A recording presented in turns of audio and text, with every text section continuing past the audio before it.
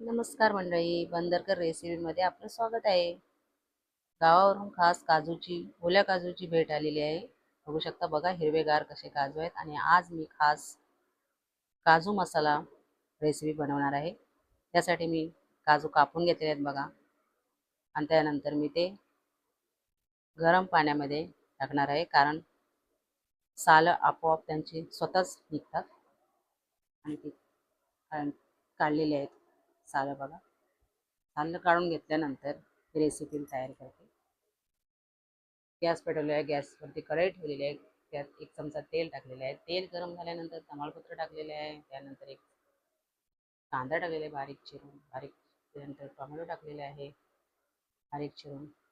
परतून घेतल्यानंतर त्यात कांदा आणि टोमॅटो परतून घेतल्यानंतर आलं लसूण पेस्ट टाकलेली आहे. लाल तिखट टाकलेलं आहे 1 चमचा.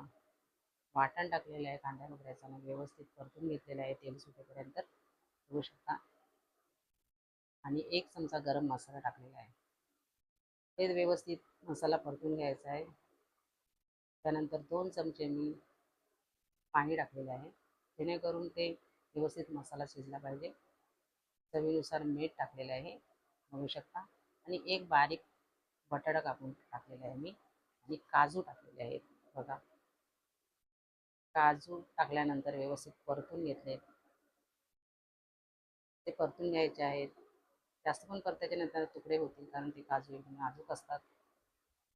झाकण ठेवून 2-3 मिनिटं परत एक वेळेस परतायचे आहे बघा. काजू मसाला तयार झालेला आहे. परत एक वेळेस झाकण ठेवल्यानंतर बघा, त्यानंतर कोथिंबीर टाकलेली आहे. रेसिपी तयार झालेली आहे.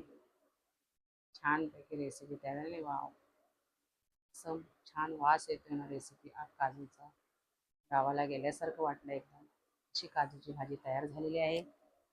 चपाती आणि भाकरीबरोबर सर्व करू शकता. रेसिपी आवडल्यास लाईक करा, सबस्क्राईब करा, कमेंट करायला विसरू नका. धन्यवाद.